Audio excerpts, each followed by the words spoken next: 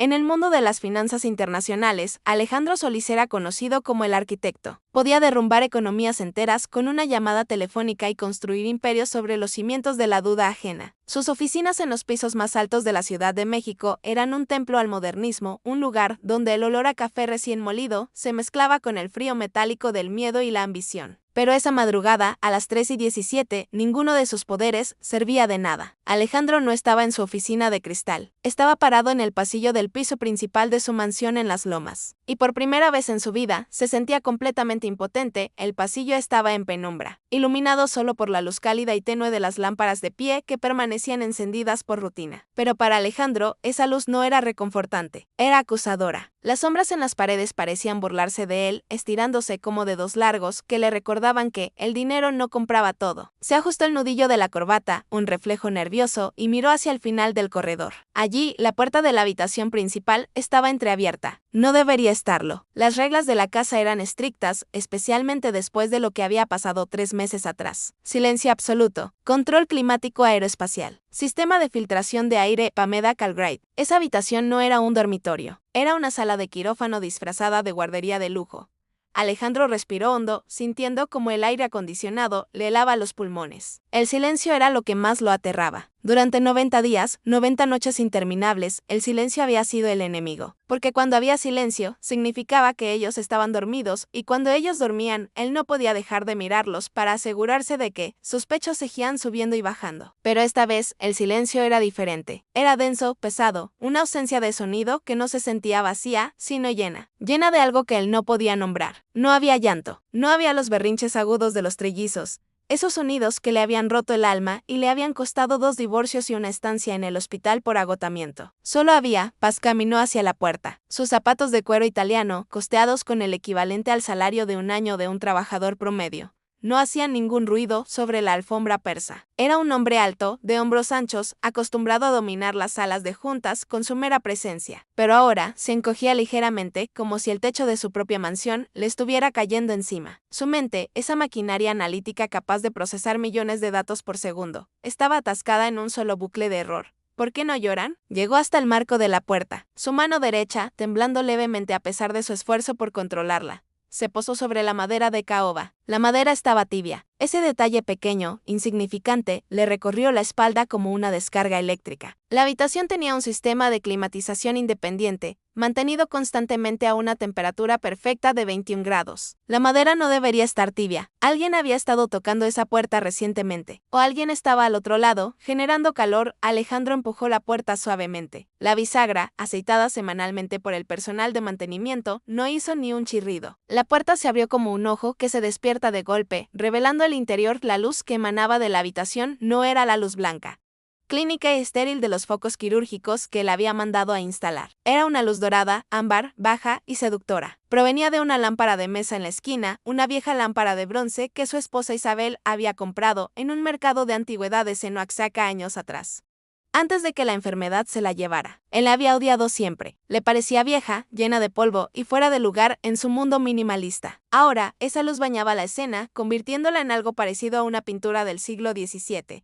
Y entonces, lo vio. Su cerebro tardó unos segundos en procesar lo que sus ojos le estaban transmitiendo. Hubo un momento de desconexión, un glitch en la realidad. En el centro de la enorme cama king size, hecha con sábanas de algodón egipcio de 1000 hilos, había una figura. No era una de las enfermeras especiales que la había traído desde Suiza, con sus uniformes impecables y sus títulos universitarios colgando del cuello. No era el pediatra de guardia. Era una mujer pequeña, delgada, vestida con el uniforme azul de limpieza del personal de servicio. Estaba acostada boca arriba, con el cuerpo ligeramente inclinado hacia un lado. Su respiración era profunda, rítmica, casi inaudible. Llevaba puestos los guantes de látex amarillos, esos guantes baratos que usaban para fregar los suelos, y uno de ellos estaba brillando bajo la luz de la lámpara como un faro en la noche. Pero lo que paralizó a Alejandro no fue la presencia intrusa de la empleada doméstica, fue lo que había sobre ella. Sobre el pecho de esa mujer, durmiendo con una profundidad que Alejandro no había visto en 3 meses, estaban sus hijos, Mateo, Lucas y Sofía. Los 3 trillizos. No estaban en sus cunas de alta tecnología, con sus monitores de frecuencia cardíaca y sus sensores de movimiento. Estaban apilados sobre la muchacha, como cachorros buscando el calor de su madre en una fría noche de invierno. Mateo tenía la cabeza apoyada en el hombro de la mujer, su manita pequeña agarrando el tejido rugoso del uniforme. Lucas estaba acurrucado contra su costado, y Sofía, la más pequeña, la más enferma, la que los médicos decían que no sobreviviría el primer mes, descansaba sobre el vientre de la criada. Subiendo y bajando suavemente con cada respiración de la joven, Alejandro sintió un golpe de ira, caliente y violento, que subió desde el estómago hasta su garganta. ¿Cómo se atrevía? ¿Cómo se atrevía esa mujer, esa desconocida, a violar el santuario más sagrado de su casa, a tocar a sus hijos con esas manos sucias, a exponerlos a gérmenes, a bacterias, a quién sabe qué clases de infecciones? Su mente corporativa empezó a calcular las demandas, los riesgos, la negligencia. Podía demandarla, podía destruirla, podía asegurarse de que nunca volviera a trabajar en esta ciudad, en este país. Dio un paso adelante, dispuesto a arrancar a esa mujer de la cama y echarla a la calle. Pero algo lo detuvo. Fue un sonido pequeño, suave, casi imperceptible. No era un llanto, era un suspiro. Fue Lucas quien se movió ligeramente en su sueño, buscando más contacto con el cuerpo de la mujer. Y luego soltó un suspiro de satisfacción pura, absoluta, como si estuviera en el paraíso. Alejandro se quedó helado. En 3 meses, nunca había escuchado a su hijo soltar un suspiro así. Solo gritos, solo llanto, solo dolor. La ira se detuvo, reemplazada por una curiosidad fría y analítica. Miró a la mujer de cerca. No la conocía. Debió conocerla, había firmado los cheques, había aprobado la nómina del personal de servicio. Pero para él, esas personas eran invisibles. Solo eran un medio para un fin. Ahora, la veía. Tenía la cara morena, marcada por el sol y el trabajo duro. El cabello negro, oscuro y liso, se le pegaba a la frente con el sudor. Había una mancha verde en su uniforme, cerca del bolsillo. ¿Hierba? ¿Alguna solución de limpieza? Y el olor. Alejandro notó el olor. No era el olor a desinfectante de hospital que impregnaba toda la casa. No era el olor a su colonia cara, ni el olor a leche maternizada. Era algo terroso. Olía a tierra mojada, a romero, a ruda, a cáscara de naranja quemada. Eran olores que él asociaba con su infancia pobre en el campo, antes de que el dinero lo lavara todo y lo blanqueara. Olores que le traían recuerdos borrosos de una abuela que ya no recordaba bien. ¿Qué estaba pasando aquí? ¿Qué tipo de brujería era esta? Porque tenía que ser brujería o algo irracional. La ciencia decía que sus hijos debían estar llorando. Los médicos decían que su sistema nervioso era inmaduro, que tenían cólicos graves, que reaccionaban mal al entorno. Las máquinas decían que sus signos vitales eran erráticos. Y sin embargo, ahí estaban, durmiendo como 3 angelitos, apoyados en el pecho de una sirvienta que ganaba el salario mínimo. Alejandro se acercó más, invadiendo el círculo de luz dorada. Sus zapatos tocaron el borde de la alfombra. La mujer no se movió, estaba profundamente dormida, agotada hasta el hueso. Él miró su reloj, eran las 3:22. Ella debía haber terminado su turno a las 11 de la noche. ¿Cuánto tiempo llevaba ahí? ¿Horas? ¿Dormida con 3 bebés encima, sin moverse para no despertarlos? La escena era una paradoja viviente. Por un lado, la opulencia extrema representada por la habitación, los muebles de diseño italiano, la tecnología médica escondida en los armarios. Por el otro, la pobreza honesta y cruda representada por esa muchacha con guantes amarillos, ofreciendo lo único que el dinero de Alejandro no podía comprar: calma. Él se sintió ofendido, se sintió humillado. Él había pagado fortunas a los mejores especialistas del mundo, había traído equipos de Japón, había contratado a 3 niñeras que renunciaron en la primera semana por el estrés. Y esa chica, una simple limpiadora, había logrado en una noche lo que nadie más pudo. Algo se rompió dentro de Alejandro. No fue el corazón, porque su corazón se había endurecido hace mucho tiempo. Fue su orgullo, su inmensa, gigantesca arrogancia. Se dio cuenta de que no era el padre poderoso que protegía a sus crías. Era un extraño en su propia casa, un espectador de un milagro al que no había sido invitado. Quiso tocar a uno de los bebés, quizás a Sofía, para sentir su temperatura, pero al levantar la mano, la vio temblar. No era temblor de miedo, era temblor de impotencia. Si la tocaba, podría despertarla. Si la despertaba, el llanto volvería, y el silencio sagrado de esa habitación se rompería en 1000 pedazos. Bajó la mano. Se quedó allí, de pie, mirando, como un ladrón atrapado en el acto de robar un momento de paz. La mujer se movió ligeramente. Un brazo, que había quedado inactivo, junto a su cuerpo, se levantó instintivamente, sin que ella despertara, y reposó sobre la espalda de Mateo. Fue un gesto protector, animal, primitivo. Un gesto que decía: estoy aquí, estás a salvo. Alejandro recordó a Isabel haciendo lo mismo en los pocos días que tuvo con ellos. Pero Isabel se había ido. Isabel se había muerto dejándolo solo en este mundo de riqueza vacía. y ahora esta desconocida llenaba ese vacío. Pero no con dinero, no con tecnología. Lo llenaba con su propio cuerpo, con su calor, con su olor a campo. Alejandro sintió un nudo en la garganta, una mezcla de gratitud y un odio profundo hacia sí mismo. ¿Cómo había fallado tanto? ¿Cómo había pensado que el amor y la seguridad se podían comprar? El reloj dio la campanada de las 3:30. El sonido resonó en el silencio de la mansión. La muchacha parpadeó. Alejandro contuvo la respiración. Ella se estaba despertando. El momento de la verdad estaba a punto de llegar. ¿Qué diría? ¿Qué haría él? ¿La echaría? ¿La despediría por invadir la privacidad de los niños? ¿O se arrodillaría y le pediría que no se fuera, que se quedara allí para siempre, durmiendo en esa cama incómoda, con sus guantes amarillos puestos, solo para que el llanto no volviera nunca más? Ella abrió los ojos. Eran ojos oscuros, grandes, asustados. Vio la luz de la lámpara, vio las sábanas caras y luego, lentamente, giró la cabeza y vio al hombre de pie frente a ella, como una sombra gigante, bloqueando la puerta. Por un segundo, no hubo reconocimiento en su mirada, solo sueño. Y luego, el miedo se apoderó de ella. Sabía quién era él. Sabía que había roto la regla más importante. Sabía que su trabajo, su vida, estaba en juego. Pero antes de que pudiera hablar, antes de que pudiera disculparse, antes de que el terror se apoderara de la habitación, Sofía, la bebé pequeña, hizo un ruido, un gemido suave, y la muchacha, sin pensarlo, movió la mano suavemente sobre la espalda de la bebé, una caricia rítmica, ancestral, y el gemido se apagó. Convirtiéndose de nuevo en respiración profunda, Alejandro vio eso. Vio el poder en esa mano sucia. Vio la autoridad en ese gesto simple. Y supo, con una certeza absoluta, que le dolió en el alma, que su vida, y la de sus hijos, acababa de cambiar para siempre. Ya no era el arquitecto de imperios. Ahora era solo un hombre, descalzo en su propia casa, esperando que una sirvienta le enseñara cómo ser padre. El nombre de la muchacha era Elena. No que Elena significara nada para él hasta hace 5 segundos. Ahora, ese nombre era una intrusión en su vida perfectamente orquestada. Elena se incorporó en la cama con la suavidad de un gato, tratando de no deshacer el nido humano que se había formado sobre su pecho. Sus ojos grandes y oscuros buscaban los de Alejandro, no con desafío, sino con una mezcla de vergüenza y una súplica desesperada. Sus manos, todavía envueltas en esos guantes de látex amarillo, que ahora le parecían ridículos bajo la luz de lámpara de bronce, se aferraban a las sábanas como si fueran un salvavidas. «Señor Solís», susurró ella. La voz le salió ronca, quebrada por el sueño y la sequedad de la garganta. No hubo disculpa inmediata, porque en su mente, la prioridad absoluta seguía siendo el sueño de las 3 criaturas que descansaban sobre ella. Alejandro se cruzó de brazos. El gesto era una barrera, una muralla de hormigón armado que construye entre él y la evidencia de su fracaso como padre. «¿Qué estás haciendo aquí, Elena?», preguntó. Su voz no fue un grito, pero fue mucho peor. Fue un hilo de hielo, cortante y preciso. La muchacha tragó saliva. Podía ver la ira latiendo en las sienes del hombre, la forma en que sus mandíbulas estaban apretadas. Sabía que estaba al borde del abismo. Ellos lloraban, señor, explicó Elena, moviendo la cabeza con cuidado para no despertar a Lucas, que se restregaba la cara contra su hombro. Lloraban y no paraban. Las enfermeras se habían ido. El monitor sonaba y nadie venía. Yo solo pasé a limpiar el baño, pero el sonido me dolía en el pecho.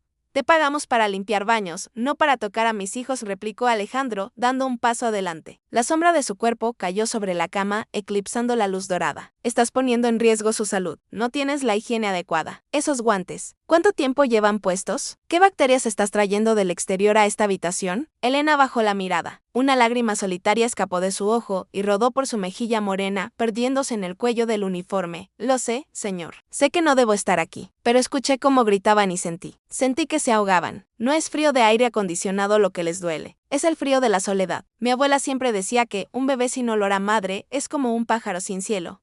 Esa frase, el frío de la soledad, golpeó a Alejandro como un puño físico. Retrocedió un paso, ofendido. ¿Quién era ella para juzgarlo? ¿Quién era esta chica de 20 y tantos años? ¿Qué venía de quién sabe qué pueblo perdido? Para decirle que sus millones de dólares no podían calentar a sus propios hijos. «Esa es una superstición ignorante», dijo él, recobrando su compostura, enderezando la espalda. «Mis hijos están en el entorno más controlado y seguro del país. Tienen temperatura constante, alimentación especializada, monitores de oxígeno. No necesitan olor a madre. Necesitan ciencia. Necesitan precisión. ¿Y por qué duermen ahora entonces?». La pregunta de Elena fue suave, casi un susurro, pero cortó el aire de la habitación como un cuchillo. Alejandro se quedó callado. No tenía respuesta. O más bien, tenía una respuesta, pero no le gustaba. Dormían porque ella estaba ahí. Dormían porque su corazón latía fuerte y constante bajo ellos, ofreciendo un ritmo primordial que ninguna máquina sintética podía replicar. sal de la cama, lo ordenó él, evitando la pregunta. Sal de aquí inmediatamente. Mañana hablaré con recursos humanos para que te entreguen tu liquidación. Estás despedida.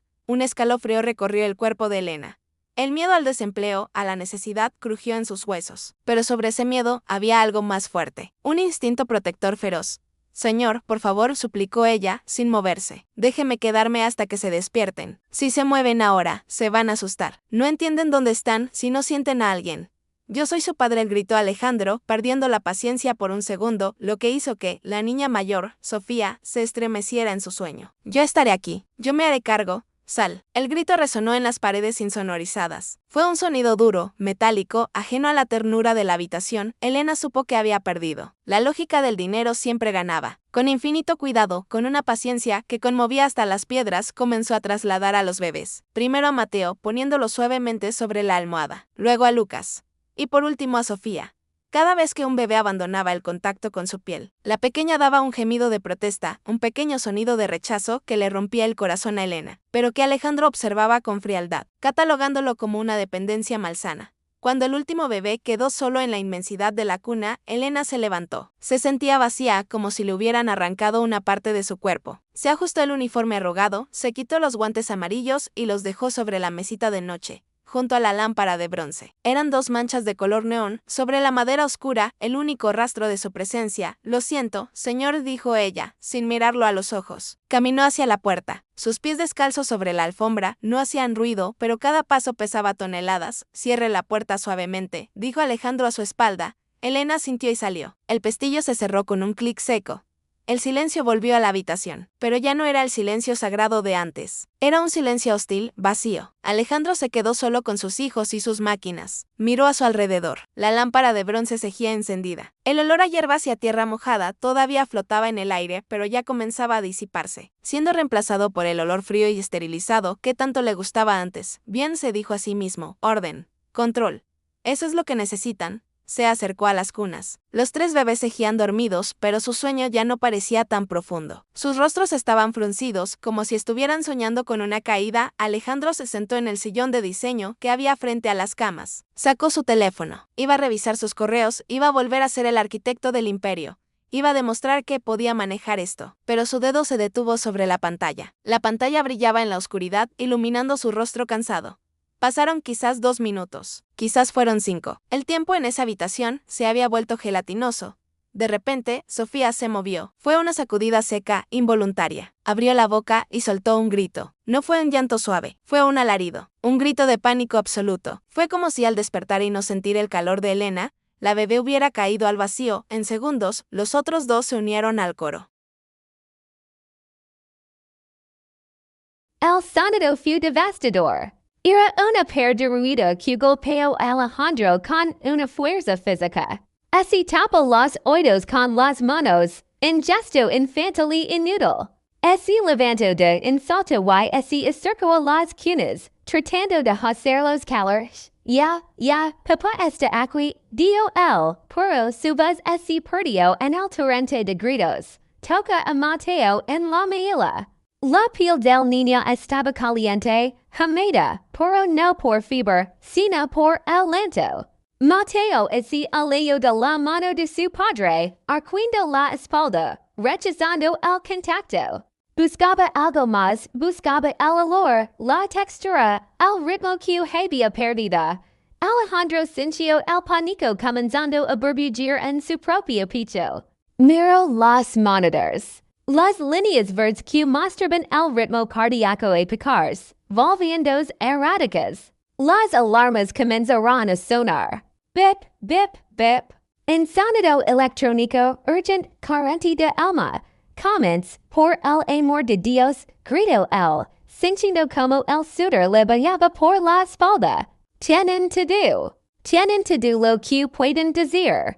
Pero los bebés no querían todo. Querían a Elena, querían el abrazo sucio, imperfecto y humano de la muchacha de la limpieza. Alejandro corrió al babo, trajo un pano húmedo con agua tibia, como le habían enseñado las enfermeras. Así lo pasó por la frente y Lucas.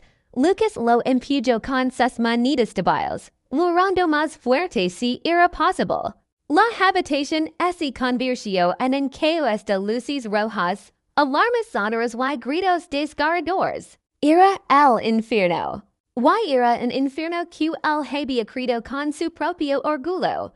Y entonces, el silencio volvió. Pero no fue el silencio de la paz. Sofía dejó de gritar de repente. Fue un corte seco como si alguien hubiera apagado un radio.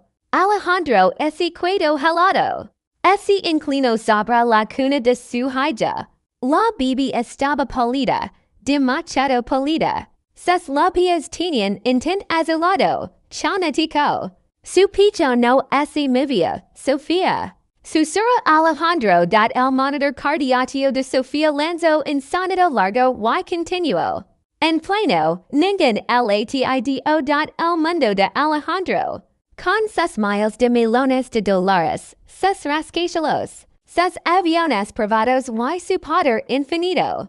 Ese radio en ese instante en pequeño cuerpo de 4 kilos que dejaba de respirar en una cuna de madera de roble importada. El miedo que sentía antes era una broma comparado con el terror que ahora lo paralizaba. Sus manos que firmaban cheques por millones, temblaban violentamente. No sabía qué hacer. Los cursos de reanimación neonatal que había pagado y que nunca había tomado en serio se desvanecieron de su memoria. Su mente estaba en blanco. No, por favor, balbuceó, tomando a la niña en brazos.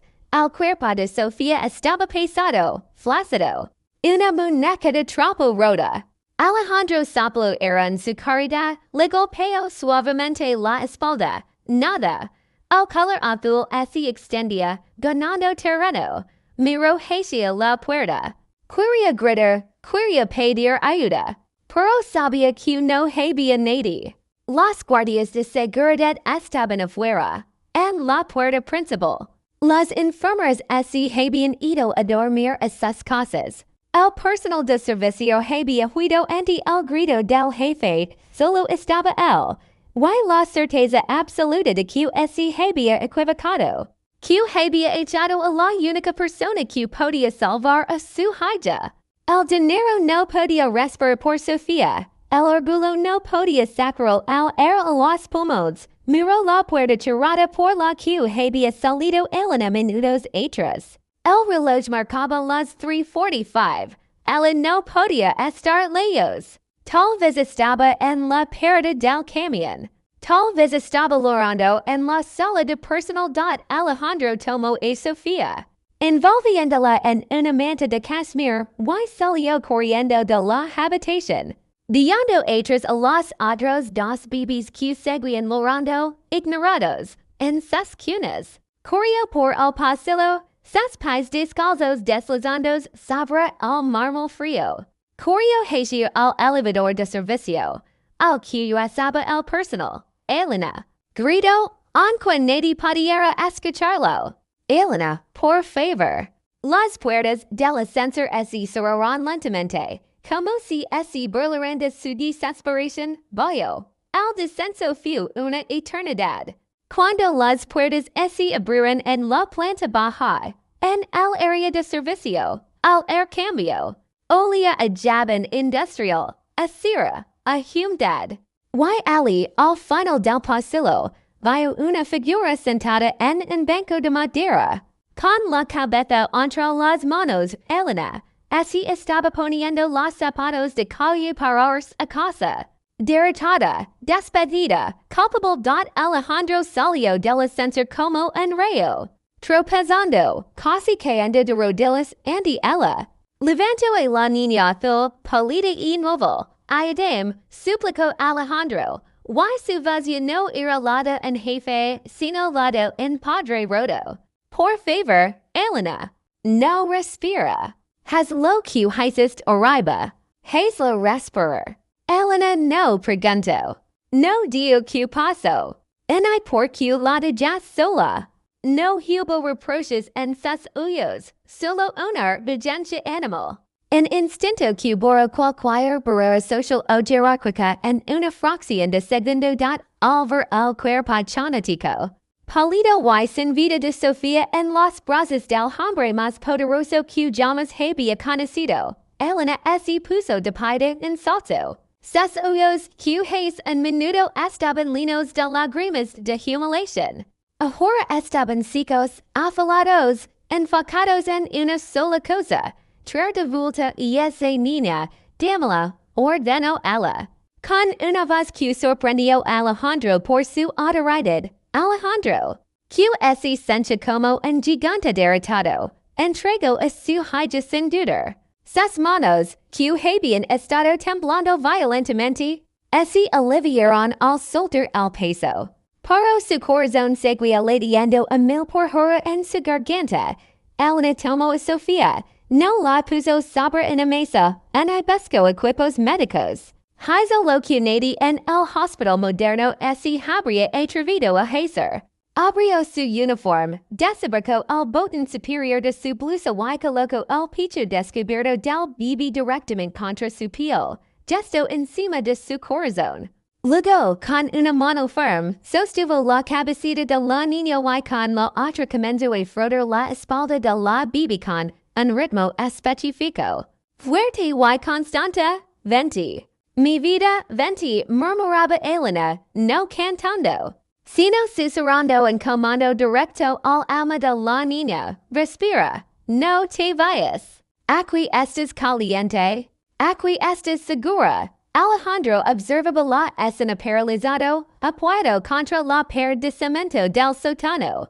El lugar olía a detergentes baratos y a humedad, una atmósfera que le habría repugnado horas antes. Ahora le parecía el lugar más sagrado del mundo.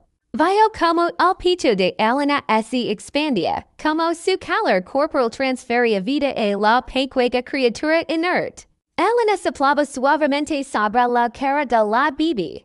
En air tibio que olía a mento y a canela. Vuelve, parido. Vuelve, insistió ella, frotando más fuerte la espalda a 10 segundos. Quince para Alejandro. El tiempo se había detenido. Cada latido de su propio pulso era un tambor de guerra en sus oídos. ¿Quién haría si moría? ¿Cómo viviría sabiendo que su orgullo había matado a su propia hija? Las imágenes de su vida desfilaban frente a él, vacías, sin significado, líneas de meros y contratos que ahora no valían nada de repente. Sofía convulsionó. Fue un espasmo pequeño, violento. Su boca se abrió y un grito agudo, corto desgarrador, rompió el silencio. Luego, otro. Y luego, la respiración regresó. Primero entrecortada, jadint, y luego poco a poco, finding sur itmo. El color es rosa prechoso que Alejandro tanto ansiaba ver, comenzó a returning a las mejillas de la niña. Sofía empezó a llorar con fuerza, en lento enojado, vivo, hermoso. Nunca antes le había parecido Alejandro que el lento del bebé pudiera ser música divina, pero en ese momento, fue la melodia más dulce que había escuchado en su vida. Elena soltó el air que había estado conteniendo. Una larga exhalación que le hacía temblar los hombros. Apretó a la bebé contra su pecho, mechando suavemente de un lado a otro, reconectando el vínculo que se había roto. Ya, mi amor, ya. Estoy aquí. No te voy a dar la consolo. Alejandro se deslizó por la pared hasta quedar sentado en el suelo frío del sótano. Levaba las manos a la cabeza, los dedos entrelazados tirando de su cabello impecable. Las lágrimas, esas que había reprimido durante meses, finalmente brotaron libres, calientes y humilantes. Ahora no solo por el miedo, sino por la vergüenza. La vergüenza absoluta de saber que él, con todos sus recursos, era inútil. Y que esa chica, y la que apenas pagaba el mínimo, tenía el poder de la vida y la muerte en sus manos. Elena se dio cuenta de que él estaba llorando. Ese giro hacía él todavía meciendo a Sofía, que ella se calmaba. No dio nada. No hubo lo siento de su parte. NISC lo dij. Solo hubo una mirada compasiva, una mirada de madre que entiende el miedo de otro padre, sin importar cuán rico sea, cenar solas, dio ella suavemente. Los bebés son como los pajaros, cenar. Pueden tener jalas de oro, tener comida de lujo, tener agua de manantial. Pero si no sienten el calor de otro cuerpo, si no sienten un corazón que late al mismo ritmo que el de ellos, si dijen caer. Si apagan, creen que están solos en el mundo. Yo no sabía, balbuceó Alejandro, limpiándose la cara con la manga de la camisa, manchando la seda italiana. Pense que lo hacía bien. Pense que comprar lo mejor era protegerlos. Elena se acercó al y por un momento. Alejandro pensó que ella iba a tocarlo, a consolarlo. Pero no, Elena le pasó al bebé ahora que Sofía ya respiraba bien y lo raba con hambre y comodidad.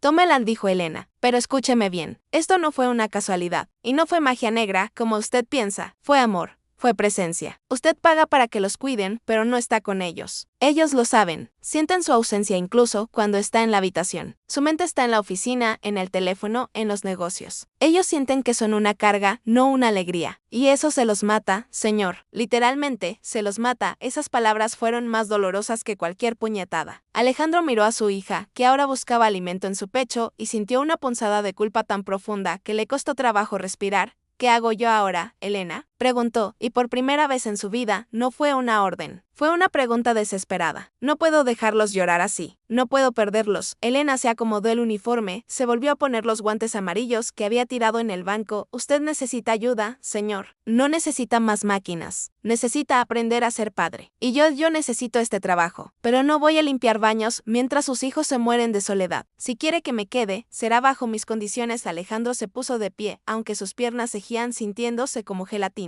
Cualesquiera que sean, dijo él. Dinero, casa, un aumento. Lo que sea, no quiero dinero, respondió ella con una firmeza que impresionó a Alejandro. Quiero que suba conmigo. Quiero que me ayude. Y quiero que esa lámpara de bronce se quede encendida. Y quiero que abra la ventana, aunque haga frío. El aire viciado de este castillo es lo que los enferma. El viaje de vuelta en el ascensor fue diferente. Ya no era un hombre corriendo tras una empleada. Era dos aliados subiendo a la batalla. Cuando entraron a la suite, el caos los recibió. Mateo y Lucas seguían gritando, desesperados, con las caras rojas y sudorosas. La habitación parecía una zona de guerra, con alarmas sonando y luces parpadeando. Elena no se inmutó. Fue directa a la cama. Apáguelas, lo ordenó ella, señalando las alarmas con la cabeza. Alejandro corrió a los paneles de control y apagó las alarmas. El silencio repentino fue impactante, solo roto por los llantos de los niños. Elena se sentó en la cama, en el mismo lugar donde la habían encontrado. Pero ahora, Alejandro estaba allí, de pie, observando cada movimiento. Deme al otro, dijo Elena. Alejandro tomó a Lucas, que se retorcía en la cuna, y se lo entregó. La transición fue inmediata. En cuanto Lucas sintió el contacto con Elena y el olor a hierba hacia uniforme lavado, su llanto bajó de intensidad, convirtiéndose en un sollozo y luego en un quejido. El otro, dijo ella. Alejandro tomó a Mateo. Pero esta vez, Elena le dijo algo que lo desconcertó. No me lo dé. Siéntese aquí, señaló un espacio en la cama. Junto a ella, Alejandro se quedó paralizado. Yo no sé cómo hacerlo. Ellas se alejan de mí. Mi piel es fría, quizás. ¿O les doy miedo? Su piel no es fría, señor. Su tensión sin, dijo Elena, acercando a Mateo hacia el pecho de Alejandro. Póngalo así, no lo apriete, deje que se apoye en su corazón. Y cierre los ojos, deje de pensar en la bolsa de valores, en la reunión de mañana, en el miedo. Piense solo en él, en lo pequeño que es, en que lo único que quiere en el mundo es saber que no está solo. Alejandro se sentó en el borde de la enorme cama. Se sintió ridículo, incómodo, con su traje de diseñador arrugado y manchado de sudor y lágrimas. Puso a Mateo contra su pecho. El bebé gritó, protestando, golpeando con sus puños blandos contra el chaleco de Alejandro. Respire, susurró Elena desde su lado, meciendo a Lucas y a Sofía. Respira profundo y lento. Haz que tu corazón lata fuerte. Él necesita escuchar ese tambor. Alejandro cerró los ojos. Inhaló el aire que ahora olía a llanto, a leche y a la esencia de Elena. Trató de vaciar su mente. Fue lo más difícil que había hecho jamás. Dejar de controlar, dejar de planificar. Simplemente ser. Pasaron 30 segundos. Un minuto. Mateo seguía llorando, pero con menos fuerza. Alejandro sentía el calor del cuerpecito pegado al suyo. Sentía el latido acelerado del bebé, y poco a poco, casi sin darse cuenta, su propio ritmo cardíaco comenzó a sincronizarse con el de su hijo. Boom, boom, boom, boom. Y entonces, sintió una manita pequeña agarrándose la corbata. Mateo dejó de llorar. Dio un suspiro profundo, húmedo, y se quedó dormido. Alejandro abrió los ojos, incrédulo. Miró hacia abajo. Allí estaba su hijo, dormido sobre su costado, respirando tranquilo. No había ciencia en esto. No había lógica corporativa. Era solo conexión. Se miró a las manos. Eran las mismas manos de antes, pero ya no le parecían inútiles. Elena lo miró y sonrió por primera vez. Era una sonrisa cansada, pero genuina. Ven, dijo ella, no es tan difícil, solo tiene que dejarse querer, y tiene que estar presente. Alejandro sintió una ola de gratitud tan grande que casi lo derriba otra vez. Miró a Elena, a esa mujer que había entrado en su vida como una sirvienta invisible y que ahora era la pilar de su mundo. Elena, dijo él con voz ronca. ¿Quién te enseñó esto? ¿De dónde sabes todo esto? Elena bajó la mirada, acariciando la espalda de Sofía, mi madre, señor, y mi abuela. En mi pueblo, uno no nace sabiendo. Pero si no te enseñan a amar con el cuerpo, no aprendes a amar con el corazón. Usted ha tenido mucha gente trabajando para usted, pero nadie que estuviera con usted. La respuesta de Elena abrió una puerta en la mente de Alejandro. Una puerta hacia un pasado que había enterrado bajo capas de cemento y éxito. Recordó algo, un vago recuerdo de olor a hierbas y de una canción. Pero el recuerdo se esfumó antes de poder atraparlo. Sin embargo, sembró una semilla de duda. ¿Quién era Elena realmente? ¿Por qué su presencia le resultaba tan familiar, tan ajena a la vez? Mientras los 3 bebés dormían y el amanecer empezaba a teñir el cielo de un gris azulado afuera de las enormes ventanas, Alejandro Solís tomó una decisión. No era una decisión de negocios, era una decisión de vida. Iba a limpiar su casa, no con detergentes, sino con verdad. Iba a descubrir de dónde venía esa magia que Elena tenía en las manos. Porque intuía, con el instinto del prédate que era, que esa niña no era una simple empleada doméstica que había aparecido de la nada. La luz del amanecer entró por las ventanas de piso a techo, no como un invasor cegador, sino como un bálsamo dorado que suavizaba las aristas duras de la habitación. Alejandro se despertó con un crujido en el cuello. Se había quedado dormido sentado en el borde de la cama, torpemente, con una mano apoyada en la espalda de Mateo. Durante 3 meses no había dormido más de 2 horas seguidas y ahora, en esa posición incómoda, había dormido 4. El primer sonido que escuchó no fue una alarma ni un llanto. Fue un cuchillo sobre una tabla de madera. Tic, tic, tic. Alejandro levantó la cabeza. Elena estaba de pie junto a la mesita de noche, donde ella había organizado un pequeño altar doméstico. Había traído una taza de cerámica barata, unas manzanas y un cuchillo de cocina. Estaba cortando fruta en trocitos minúsculos, humilde y precisa.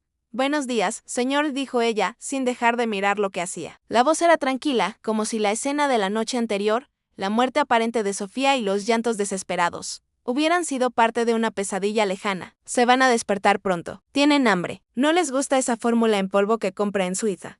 Les voy a hacer papilla de manzana con canela y un poquito de agua de arroz.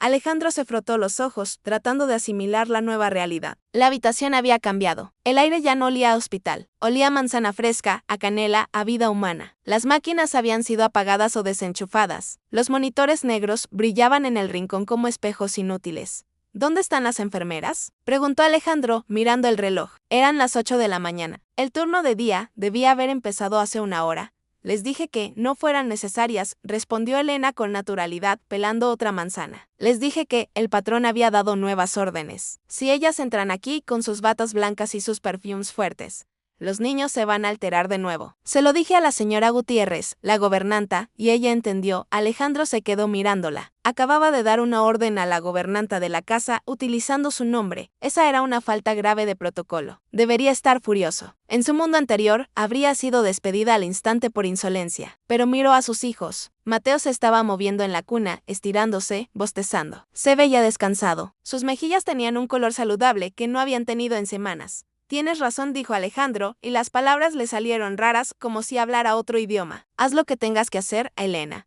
Lo que sea necesario. Justo en ese momento, la puerta se abrió sin previo aviso. Entró la doctora Müller, la pediatra jefe, una mujer alemana de hierro, estricta y cara. Llevaba su carpeta bajo el brazo y una expresión de severidad profesional. Gersolis, dijo ella con acento marcado, sin ni siquiera mirar a Elena. He visto los registros de los monitores de la noche pasada. No hay datos desde las 3:30 de la madrugada. Esto es inaceptable. Necesito tomar signos vitales inmediatamente. La tecnología es nuestra única herramienta para asegurar la salud de los trillizos prematuros. La doctora Müller se acercó a las cunas con su estetoscopio en mano, frío y metálico. Al verla acercarse, Lucas, que se acababa de despertar, abrió la boca y estuvo a punto de gritar. No, dijo Alejandro. La doctora se detuvo, sorprendida. ¿Cómo dice?, preguntó ella. Dije que no, repitió Alejandro, levantándose. Se sentía alto, extrañamente fuerte. Apague sus aparatos, doctora. Sus máquinas no los ayudaron anoche. De hecho, casi los matan con su frialdad. Dejé el estetoscopio. Esto es una locura, siseó la mujer. Soy una médico graduada en Heidelberg. Usted va a confiar la salud de sus hijos a... Miró a Elena con desprecio. ¿A una empleada doméstica con guantes de limpieza? Ella, dijo Alejandro, acercándose a Elena y poniendo una mano en su hombro, un gesto de protección que sorprendió a ambas mujeres. Ella hizo lo que usted no pudo. Ella les devolvió la vida. Si quiere seguir trabajando para mí, doctora Müller, entenderá que aquí las reglas han cambiado. Ahora, por favor, retírese. La doctora Müller se puso roja, luego pálida. Cerró su carpeta con un golpe seco. Usted asumirá toda la responsabilidad. Gersolis, dijo ella, y salió de la habitación, cerrando la puerta con fuerza. El silencio volvió, pero esta vez fue un silencio de victoria. Elena no dijo nada, solo sonrió levemente y siguió cortando la manzana. Pero Alejandro notó que sus manos temblaban un poco. No era miedo, era la emoción de haber ganado una batalla contra el gigante. Más tarde esa mañana, una vez que los bebés fueron alimentados y estaban jugando en una alfombra en el suelo con Elena, Alejandro se retiró a su estudio. Necesitaba pensar, necesitaba entender lo que estaba pasando. Se sentó frente a su computadora y abrió el archivo de recursos humanos. Buscó el nombre de la empleada, Elena Castillo. El archivo era escaso, demasiado escaso. Nombre, Elena Castillo, de edad, 22 años, lugar de nacimiento, San Miguel de Allende, Guanajuato, estado civil, solteras, referencias, doña Rosario Chayo Castillo, abuela. Alejandro se quedó mirando la pantalla. San Miguel de Allende, un pueblo colonial conocido por sus artesanos, sus termales y su brujería curandera. Pero algo en ese nombre, Chayo, le picó en la memoria, como un recuerdo escondido detrás de una cortina pesada. Decidió hacer algo que quizás era una invasión de privacidad, pero que su instinto de hombre de negocios le dictaba. Llamó a su jefe de seguridad. Quiero que investiguen a una persona. Elena Castillo. No quiero solo el antecedente penal. Quiero saber de su familia. Quiero saber quién es su abuela, esa Chayo. Quiero saber a qué se dedica, dónde vive y si tiene algún vínculo. ¿Conmigo? ¿Con usted, señor?, preguntó el hombre de seguridad, confundido. Sí. Solo hazlo. Colgó el teléfono y se levantó para mirar por la ventana. Sus jardines inmaculados se extendían hacia el horizonte, pero su mente estaba en una calle de tierra polvorienta en Guanajuato. Volvió a la habitación de los niños. Elena estaba sentada en el suelo, con los 3 bebés arrinconados contra su estómago, como pollitos en un nido. Les estaba contando una historia, no en español, sino en una mezcla de español y un dialecto indígena que Alejandro no entendía, pero que parecía calmar a los niños. El ritmo de su voz era hipnótico.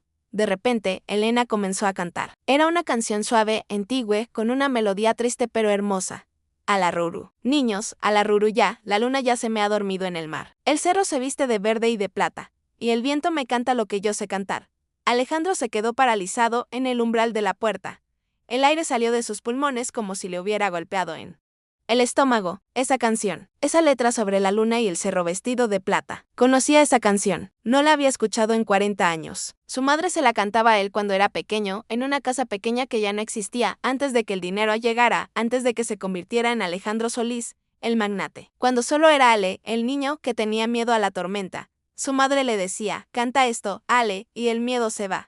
Pero su madre había muerto cuando él tenía 10 años. Y nunca había estado en San Miguel de Allende. Ella era del sur de Oaxaca. ¿Cómo podía esta chica, esta empleada doméstica de 22 años, conocer una canción que su madre le cantaba en secreto, una canción que nadie más en el mundo debía conocer? Elena dejó de cantar y levantó la vista. Vio a Alejandro de pie allí, pálido, como si hubiera visto un fantasma. ¿Le pasa algo, señor?, preguntó ella, preocupada. Esa canción, dijo Alejandro, entrando en la habitación con pasos lentos. ¿De dónde la sacaste? Elena bajó la mirada, acariciando el cabello suave de Sofía. Me la enseñó mi abuela Chayo.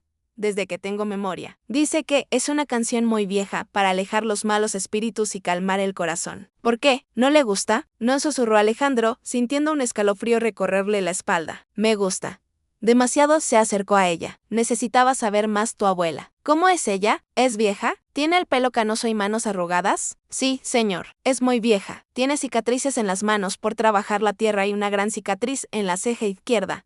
El mundo de Alejandro dio una vuelta completa. La cicatriz en la ceja izquierda. Su madre tenía esa cicatriz desde que se cayó de un caballo cuando él era un bebé. Pero eso era imposible. Su madre murió solo con un hijo. Él. No tenía hermanos, no tenía primos conocidos. ¿Quién era esta mujer? ¿Quién era esa abuela Chayo? Una teoría loca, imposible, empezó a formarse en su mente. Una teoría que lo aterrorizaba y lo fascinaba al mismo tiempo. Si esa canción era real y la cicatriz era real, entonces Elena no era una extraña. Elena era sangre de su sangre. ¿Era posible que su madre hubiera tenido otra vida, otro hijo, antes de casarse con su padre? ¿O era Elena una hija secreta de su propia madre que él nunca conoció? Alejandro se sentó en el suelo junto a ella, rompiendo todas las barreras de clase que había defendido toda su vida. Miró a los ojos de Elena.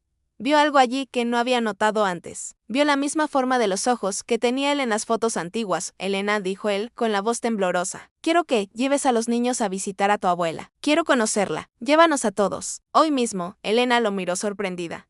¿A mi casa? Es muy humilde, señor. No tiene pavimento. Hay gallinas. No me importan las gallinas. Elena interrumpió a Alejandro, tomando la mano de ella, la mano con la piel áspera por el trabajo. Necesito ir. Ahora. El trayecto hacia San Miguel de Allende fue un viaje en el tiempo, no hacia adelante, sino hacia atrás. La camioneta de lujo negra, blindada y silenciosa, se tambaleaba sobre un camino de terracería que parecía resistirse a ser conquistado por la modernidad. Alejandro iba en el asiento trasero, con Sofía en brazos y a los otros dos niños en sus asientos de seguridad, acompañados por Elena, quien miraba por la ventana con nerviosismo. A medida que ascendían por las montañas, el aire se volvía más delgado, más limpio. El olor a smog de la ciudad fue reemplazado por el olor a pino, a tierra mojada y a leña quemada. Alejandro sentía una opresión en el pecho que no tenía nada que ver con la altura. Se acercaba a un abismo emocional. ¿Qué encontraría ahí? ¿Una casualidad aterradora o una verdad que cambiaría su identidad? Llegaron a un pequeño poblado escondido en un valle. Casas de adobe con techos de teja roja, perros durmiendo bajo la sombra de los árboles y ancianos sentados en las puertas, observando pasar el gigante negro de metal con indiferencia. La camioneta se detuvo frente a una puerta azul, descascarada, con un pequeño letrero de madera que decía: Remedios de la tierra al Doña Chayo. Bajaron. El sol de la tarde era dorado y cálido. Alejandro llevaba puesto un traje costoso, ahora manchado de polvo y leche de bebé. Se sentía un extraterrestre en ese mundo. Aquí vivimos, dijo Elena con timidez, empujando la puerta. El patio interior era un oasis de caos ordenado. Había hierbas colgando del techo, ruda, romero, manzanilla, secándose al sol. Había ollas de barro sobre un fuego de leña, y el inconfundible aroma de un caldo de pollo que despertó la memoria de Alejandro, aunque no supiera decir por qué. En el centro del patio, sentada en una mecedora vieja de madera, estaba ella, doña Rosario Chayo Castillo. Era una mujer pequeña, arrugada como una pasa, con la piel curtida por el sol y el viento. Tenía los cabellos blancos y una cicatriz clara, pronunciada, sobre su ceja izquierda. Al oír pasar, la mujer levantó la cabeza. Aunque sus ojos estaban opacos por las cataratas, parecía ver más allá de lo físico. Elena se acercó a ella y le besó la mano. Abuela, traje al patrón. ¿Y a los bebés? La anciana sonrió, revelando pocos dientes. Ya huele que llegaste, mi niña. Huele a dolor que busca consuelo. Alejandro se acercó, con Sofía dormida en brazos. Su corazón golpeaba contra sus costillas como un pájaro enjaulado. Se arrodilló frente a la vieja mujer, dejando que la altura del rico se desvaneciera. Doña Rosario. Empezó, pero la voz le falló. La anciana extendió una mano. Sus dedos eran nudosos, fuertes, toscos como la corteza de un roble. Tocó la mejilla de Alejandro. El contacto fue eléctrico. La mano le quemaba, pero no de fiebre, de vida. ¡Ay, Dios mío!, susurró la mujer, y sus ojos se llenaron de lágrimas. No tienes que decir nada, hijo. Tus ojos me traicionan. Eres él.